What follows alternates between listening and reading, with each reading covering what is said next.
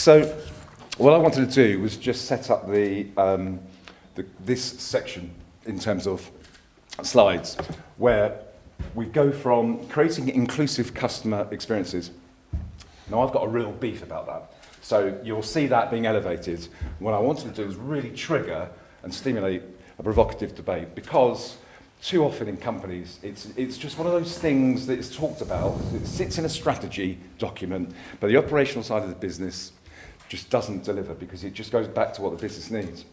And what's really intriguing for me is that we are professionals in business, and we're brand custodians, we're ambassadors, and we are focused on part of that whole experience with customers in our brand. And yet there may be breakpoints and challenges with that. But then we leave work and go home, and then we're the customer that's getting really frustrated why that crappy brand isn't doing what we want. And yet we live in those sort of dual worlds. And that's the bit we want to dig to underneath today. So in terms of the group, this is actually a very impressive group for me, because they have such a diversity of experience. And in terms of the range of things they've done, I've actually had to trim down their CVs, because otherwise we wouldn't get any questions in about the actual topic. But if I can, I'll start with, and I have trimmed it a bit because I just wanted to get the good bits in, but I'm going to start here with Steve Hyde. And Steve has had a very, very diverse career. So, brand strategist, worked agency side, full service agent, the likes of Saatchi and Saatchi, has been senior board member of businesses including BA, Land Rover, Mars, Mondelez. Mars bars less chocolate these days, I hear. I know. I just don't know. It's very disappointing. Same price, but less. How does that work? It's like a car with 3 wheels. You know, it's just. I'll not go down that route. But at the moment, Steve is very much involved in investor directorships. Has also led PLC flotations. And I could go on, but you can see he's had a range of different experiences through different brands at different levels, client side, agency side, so a very good perspective. If we go to the next, Toni Allen, last minute drop in. This is what I said I wouldn't say.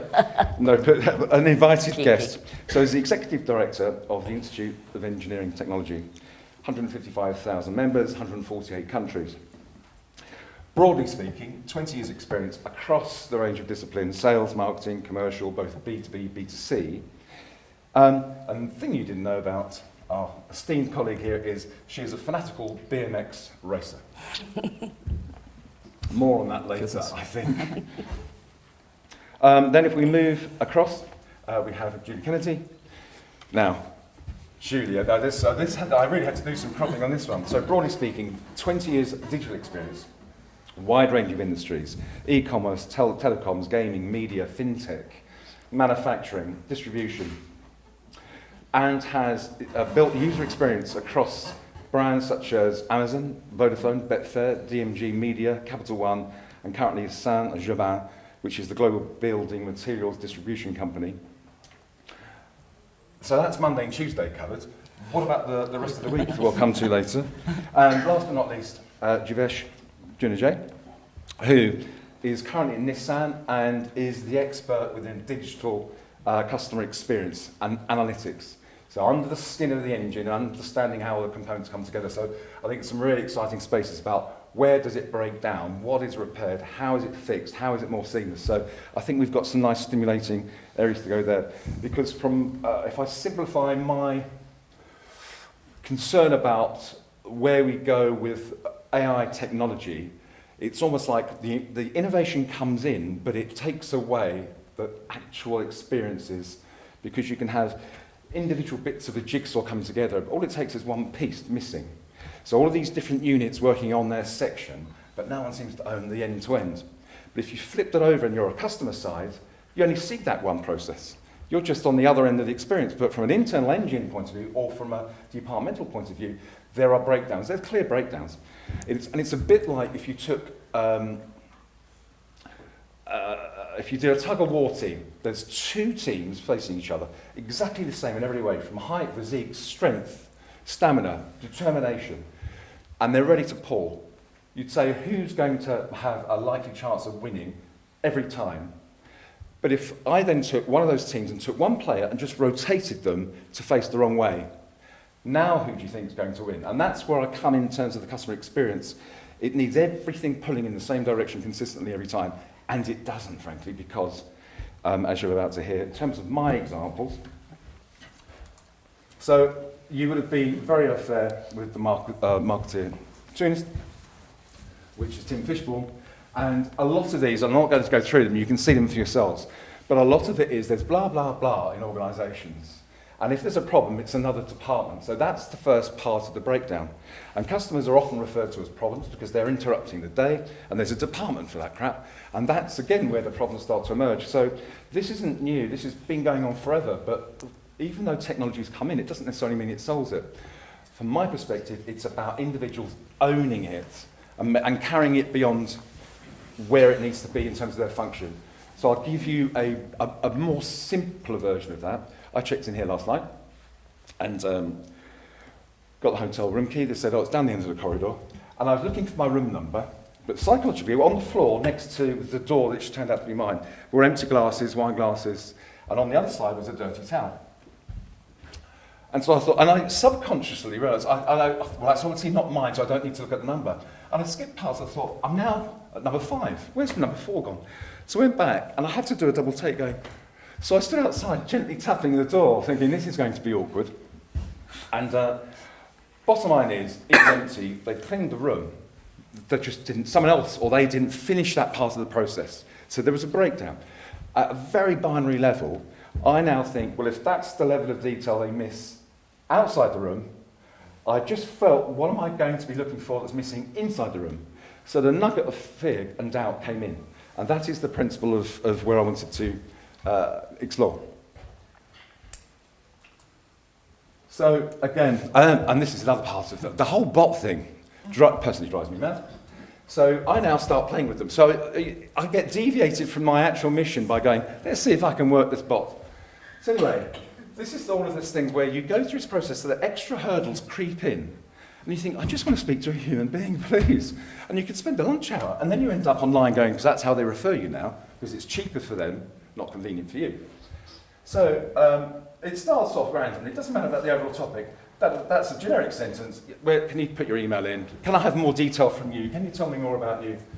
So now I say, can I speak to somebody? That doesn't look like an email. What's your phone number? I'm sorry. And now I'm thinking, okay, I'm going to have an argument here, which you can't. But then it became, can I liaise with another bot? Why do you want my email? And that's the point. Why are you asking me for things you want that you don't even yet know what I want? And that's where the technology breaks down. So, enough of that. So my finest example of, this is where it's stress-free. So I was doing a advert, which is called CRV Illusions, and it was out in Zaragoza in Spain, which is sort of equidistant between Madrid and Barcelona. And within this, the team said, well, look, we've got a flight to Barcelona, but the transfer time is about 3.5 hours. We've managed to get a company called Ryanair, which obviously you know about, I hadn't flown with before, and said, but it actually can land in that equidistant airport because it's cheaper. So I said, let's do that, and the transfer time is shorter. Anyway, so the experience I had was somewhat disturbing, but I then looked at their website. Nowhere on these are their quotes, and nowhere is the customer mentioned, apart from this bit or any other thing. Now they play that, but they are quite serious about it. So, and actually, in terms of they say, look, we just do functional. We give customers cheap, efficient, reliable transfers. Well, actually, they're not. They're one of the worst rated, 7 years in a row, and better than them, but exact competitor is EasyJet, significantly better. So they don't even try hard enough to be cheap enough, and et cetera, et cetera. So it is purely a business machine from their perspective. So anyway, I rock up to the airport, and I'm about an hour and a half, 2 hours early, so I thought, this is great. I had a last-minute transfer, which is on my phone. Went to the desk, sorry, it's got to be a piece of A4 paper. I said, yeah, but it's here, you can scan it. It's got to be paper. I said, well, can you print that? Yes, we can, but it's £80. We could have a debate about this, but the time's now, I'm now on the clock. So anyway, I said, I'll go and find a computer. So they have these little computers. So I got onto Hotmail. You put your pounds in. I tried to print. Printer's broken. So another one. Now the clock's still going because I'm running around the airport at this point, building up a bit of a sweat. Found another one. Found a printer. Got it printed. Went back in a queue. Get to the front. Give her the form. That's fine. But now I'm really short. So I go through to the airport's security. Queue's massive. I went, can I just do fast track? That's £5. Great. Just take the money. So I then had to run to the aircraft itself And when I got there, I had these 2 bags. And so, sorry, you've got to check one of those in. I said, look, I thought, too long a story, right, can you just take them? It's going to be £60. So all in all, the barriers were feverishly pushed at me, not because of my problem, because of a piece of A4 paper. So never again will I ever, by choice, fly with Ryanair. For fact, I will do my utmost to tell other people to do it. And that's where I come from in terms of the simple things. It's just a feed. There's no big fix. It's about everyone doing enough. So that's it from my perspective. Okay, right. So from, if I was saying first questions, Steve, why is it failing? Why haven't businesses learned over 20, 30 years to improve? It may be 20 to 30 years. It doesn't feel like it. It feels like it's been probably less than 10. And prowess and experience and capability around CX is still evolving. It's a real dynamic. A lot of the energy has been put onto the technology-based side of building apps and building websites and the like with bots wherever possible.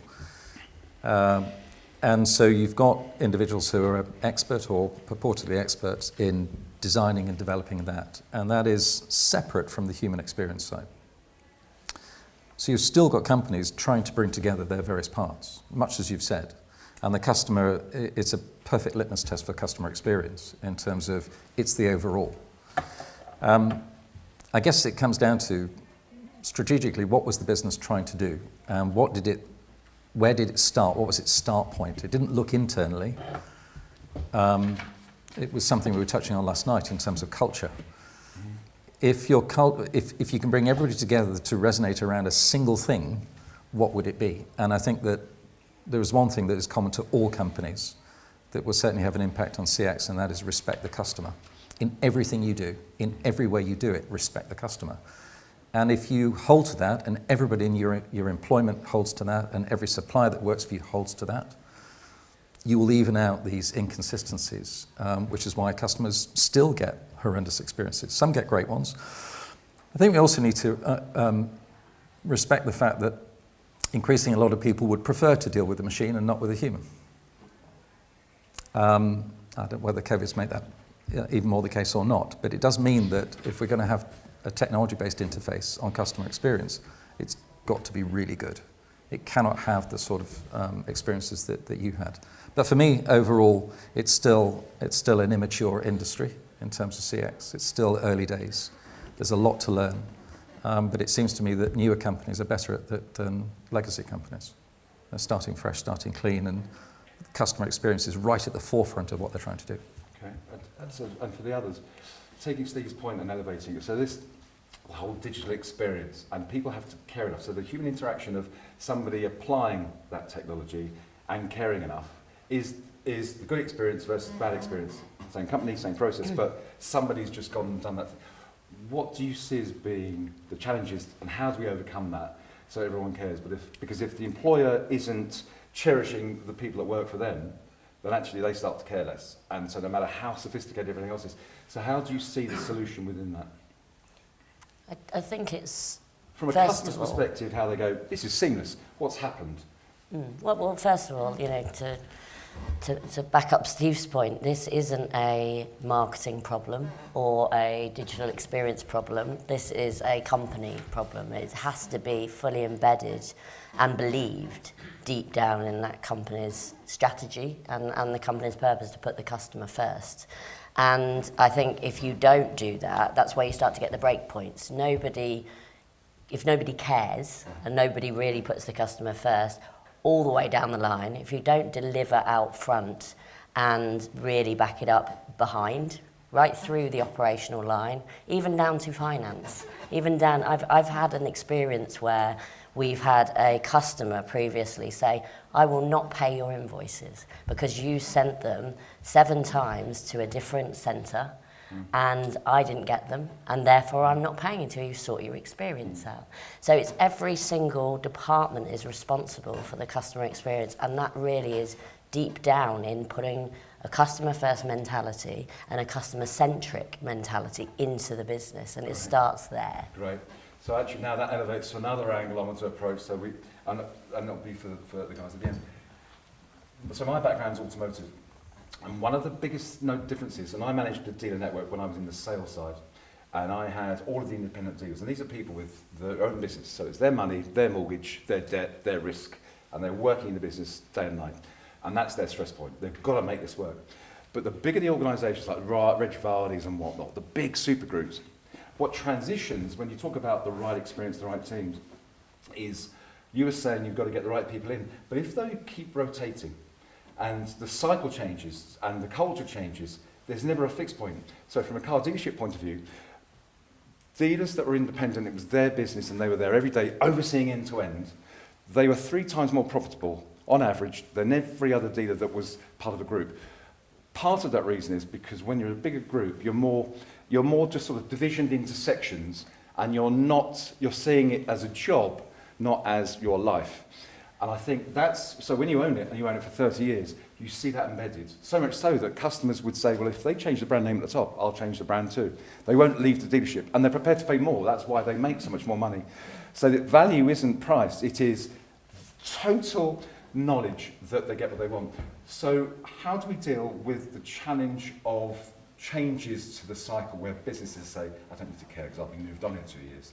How do we get that fixed to take on Tony's point? Well, I think there's a couple of things really, and I think it is a real challenge, but I think so often companies aren't looking at the customer really. They're not acknowledging them and who they are. So quite often the customers that we're dealing with aren't us, yet we still tend to design for us and find solutions about what we want as opposed to what the customer wants. Now, I'm currently working at Saint-Gobain. It's building, manufacturing and distribution. Juneja is probably our main branch in the UK, so we're dealing with lots of tradesmen. So trying to put yourself into their shoes is quite different to the daily lives we have. You know, they're dealing with being on sites early in the morning, they're dealing with bad weather, where they need to be able to change things quickly because if their delivery comes and it's raining, it's not a good time for them, and they probably usually want that delivery early in the morning as well. Yet we are still working, and we're still very much on a journey there, but we still aren't smart enough in giving them specific times when they can pick deliveries. Lots of organisations are doing this already. But I think it's really trying to get organisations to have that view about the customer and also having that empathy for the customer as well in that process as well. Rather than, it's a real bugbear of mine, I see companies still designing in their departments. The experience you get on a website or in an app seems to be set up around the departmental functions you've got, as opposed to be a consistent experience.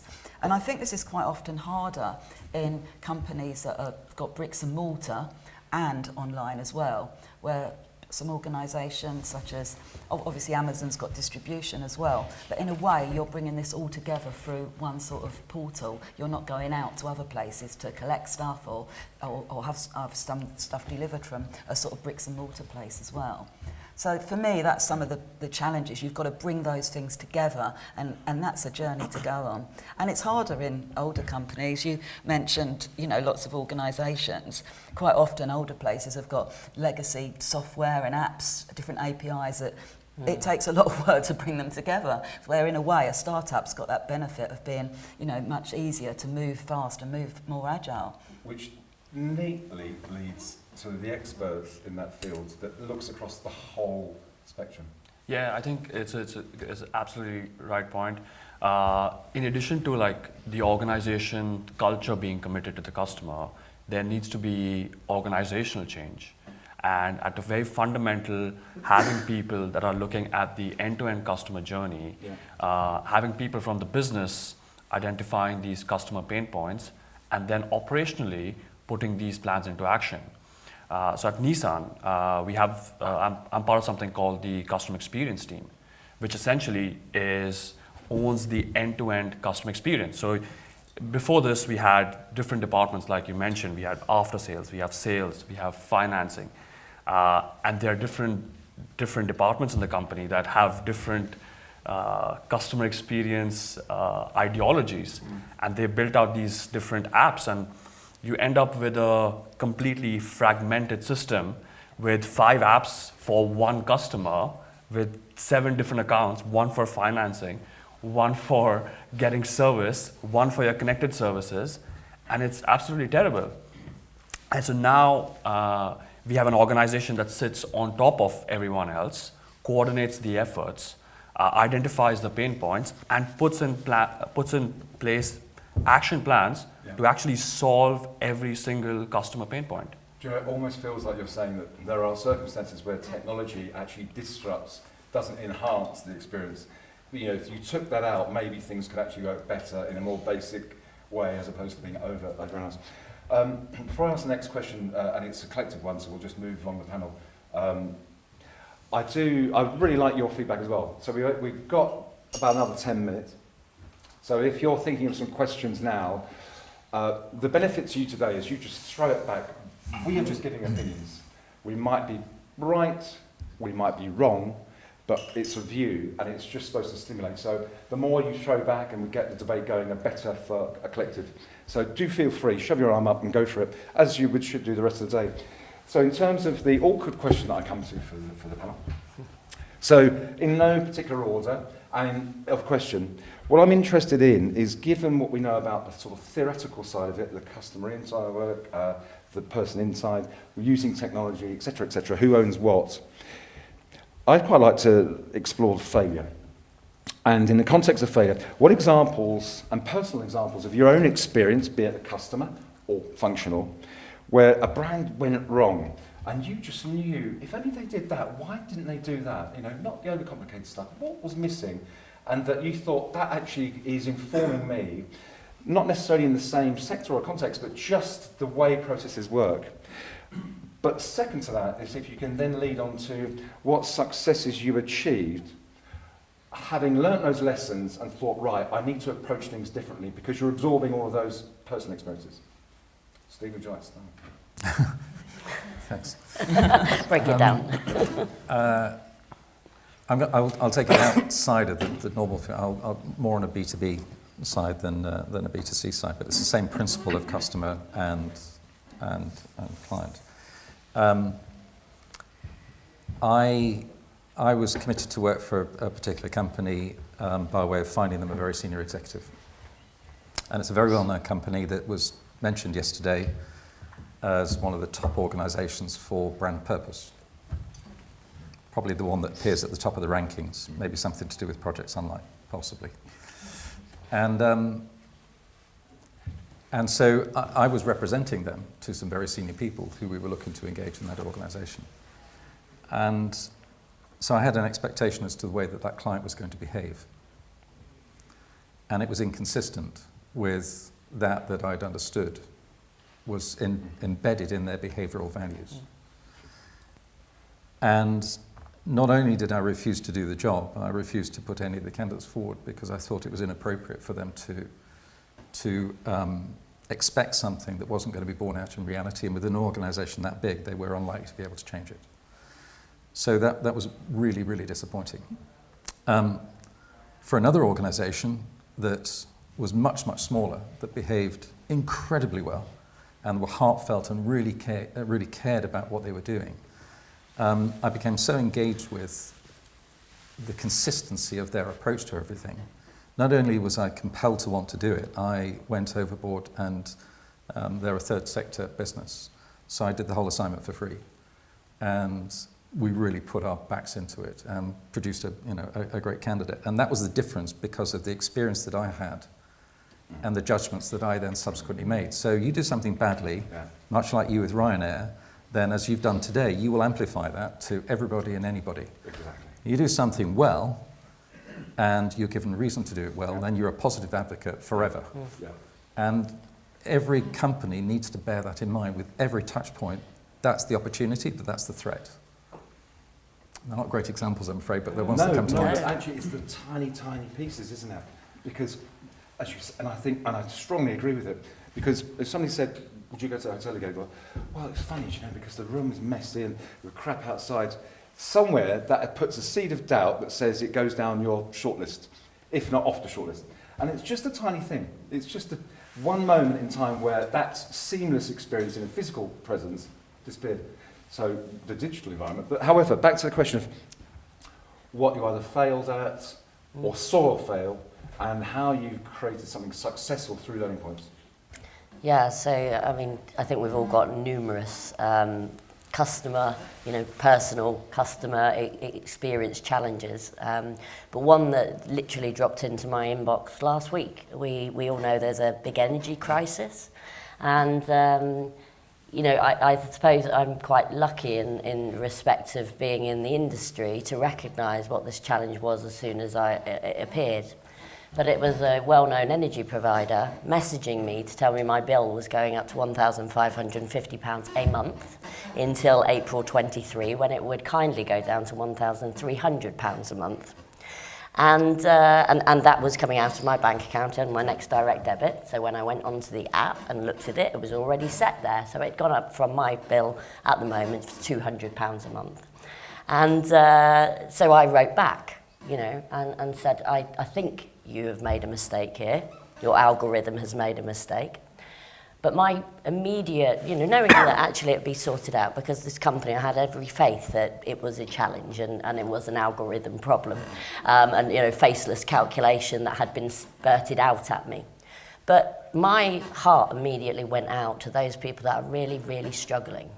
And to get something like that could cause such a ricochet through their emotions to the point where it could be fatal for somebody to receive something like that. Yeah. So, I made the company extremely aware of that. And I got a personal response back, apologising, and you're right, yes, I'm sorry, it is something that's calculated automatically and it was a mistake and so on, So calculated down automatically? Well, never. But my immediate response is, so what are you going to do to fix it? Because you are now putting people's, emotions at risk here.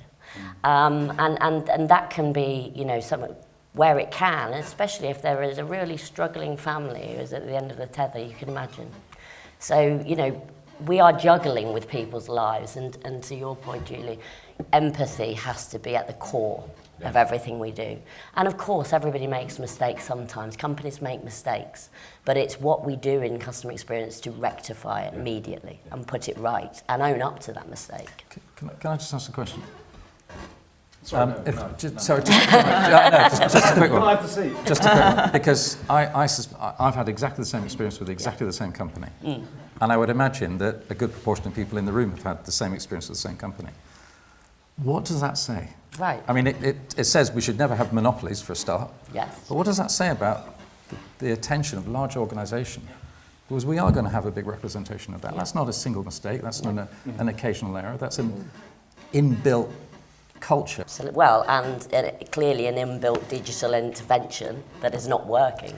That's and called incompetence, isn't it? Well, it is, but also to your point, how quickly you can change that when you've put an infrastructure in and a digital experience. It's going to take months. Yeah. It's not an immediate fix. Immediate fix for me was, I apologise, you're right, your bill can remain as it is, but that's not an immediate fix for the entire journey. Yeah. That's going to take months to resolve. As well. It's not, there's no end point. Yeah, exactly. And, from a success point of view, I think going back to, and again, probably a business example rather than a consumer example, what I talked about embedding and instilling the culture of experience. In previously starting a customer experience program, I went out to the business and said, we needed about 30 people, and those people that are very, very passionate about customer experience, I'd really like you to come forward and start to build a standard together. And it was a business that was an accreditation and a standard writing business, so it was okay, well, we can do this, we can really understand what it means. So we had 30 across the whole business globally, bringing their experiences together to write a standard of what customer service and customer experience could be, right from how you pick up the phone, how you write an email, the back to basics. And we put, over 1,200 people through the customer first standard. And what happened is that the business changed mentally. Not only did it stop putting sticking plasters over things, but it started looking at the root cause analysis of why things were going wrong. And then we had people, customer service on the front line through to the auditors, really saying, well, that isn't customer first, and challenging each other. That's not customer first behaviour, or that's not a customer first approach, or you didn't deal with that in a customer first way. And that's when you know you really start to change the culture, because they hold each other to account. I'm going to use a sort of bit of a similar example, but a very real one. Previous to this role, I was working at Capital One, the credit card company. And I think it was about 2019, there was, from the FCA, so this was serious stuff, it had to happen. There was a credit card increase to minimum payments. So this meant that anyone who was making a payment, if that wasn't enough, it was the very bare minimum at that time, it was going to go up. In respect, this was seen as a good thing, because it meant these people wouldn't be forever paying off this debt, which obviously companies such as Capital One would benefit from. But it also meant that a lot of these customers who felt they were doing a good job by paying this minimum payment were suddenly told they need to up that payment. Again, we're talking quite often people here, Capital One is a sort of lower end credit card. So people who've quite often struggling, they're using these cards maybe to, buy a school uniform for their kids and get them through the month basically to the next paycheck as well. Not all, but in lots of cases, because I sort of know the customer segments there. And we, again, and I think this energy company could have done something. They know these things are coming. So what we've done was we proactively, done a lot of work around interviewing customers. We built a prototype. We've done some variations of building like a calculator so they could see what the increase was going to be. They could put in their amount and they could juggle around with that. We also worked with writing sort of emails, drafting out different sort of tones of voices to see what was the simplest way and the preferred way for them to comprehend and understand this. So I think it's just about being preemptive. You know this thing is coming, get prepared for it. So although it wasn't a nice message to deliver, it did help those customers on that journey. Of course, they weren't delighted. And also we saw some real shocks when we were doing user testing of customers when they were playing with the calculator and they were seeing how much they were paying back. They were like, oh my God, I'm really shocked by that as well. So it was a good thing, but I think just being preemptive proved valuable as well in that respect. Thank you. Yeah, I'll take an example from Nissan as well. I said it earlier. We have this ecosystem of different apps, and customers have one app for finance and one app to use their car and one app for getting after-sales experiences. And the experience is completely disjointed. It's one customer and 3 Nissan apps, and you read all these comments, and it's terrible. And so we go through this entire customer journey. We mapped out the entire customer journey, and within this exercise, we did an exercise, something called moments that matter. These are few moments in the entire customer journey, that moments like yours, like you're standing outside your room and you entering your room. It's a moment that matters, right? It's a moment that can create a detract. I think Steve mentioned it earlier as well. It's these moments that you absolutely have to fix. Yeah. You cannot go wrong, and it almost becomes hygiene in the industry. And so after this, we launched an entire strategy project called One App, One Account. I mean, it couldn't be more explicit than the outcome. And I wouldn't say that we are still there, but at least because there was an intent, because we identified this moment of a pain point, of detraction, we set out a process to solve it. Great, thank you for that. So, thank you, team. It's not over yet. We've got a few minutes left, 4 or 5 minutes. I'd love to hear some questions for any panellists that you wish to hear from. Please go. I'm interested in how and where you're gathering feedback throughout the customer experience. I think probably everyone in the room suffers from sort of survey fatigue. You can't speak to a contact center on a website without someone asking you for feedback. How are you capturing that? Well, we actually do a lot of user testing as well. As in, we're bringing, before COVID, we were bringing customers into the office, into a sort of lab or a room as such, you could call it. Places I've been have had fantastic labs.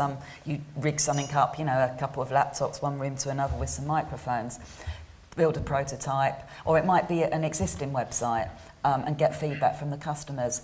Obviously, COVID prevented us doing that, but fortunately we use a remote testing tool that means we can test still, and you can basically set up scripts put a prototype or an existing site or a competitor site in front of a customer, and you can gain, obviously this is very much qualitative feedback, but you can gain it that way. So that's something that we've seen a real benefit investing in, and a great time saver, because it means we can be testing someone in Cornwall and someone in Scotland at the same time as well. So that's one of the things we've done, but for me it's about them bringing it together with the other tools that you've got, obviously the data side of it, and our data technology has improved incredibly. So I think for me it's surveys as well, but it's collectively bringing all these things together so you can build up that picture of your customers. And when I say customers, it's important you identify there's different types of customer, there's not just one.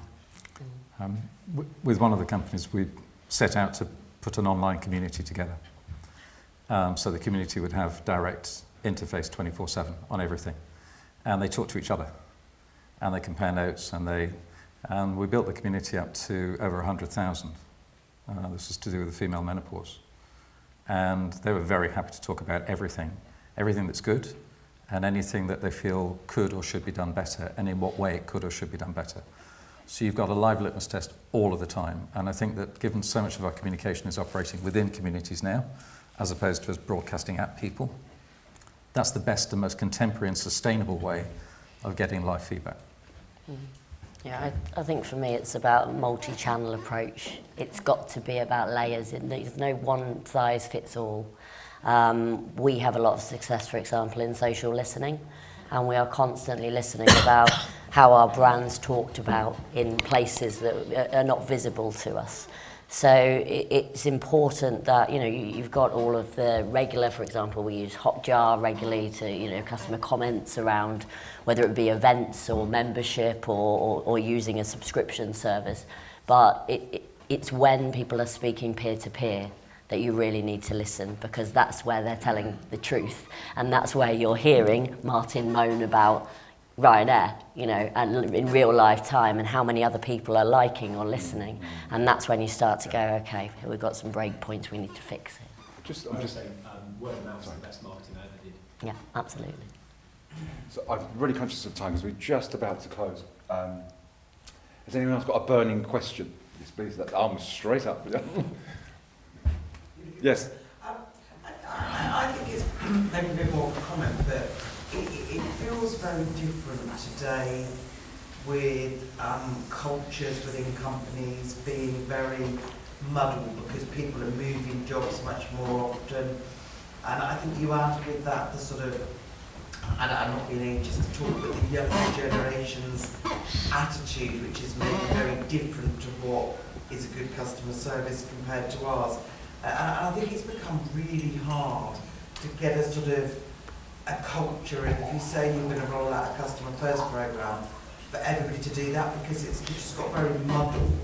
I remember I was in Barclays probably 20 years ago and we rolled out a customer first program, and you know, everybody was going to be there for 15, 20 years, and everybody did the same thing. These days you get people from, you know, moving so regularly. I just wonder what people's views are around getting everybody towards that common sort of goal, albeit they're coming in at different times, different expectations. Can I give a really quick answer to that? That's Will that exactly help? what I'd love to hear.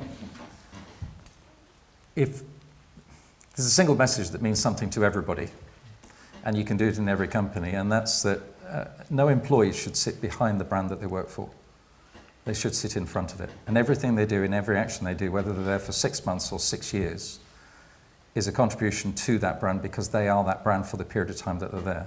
So if you encourage all employees to sit in front of the brand and recognise their actions determine what the brand is and how it's judged, that's a responsibility for anybody, no matter how long they're there. But management has got to lead from the front in representing that as well. To close, one sentence from each of you if you wish to add.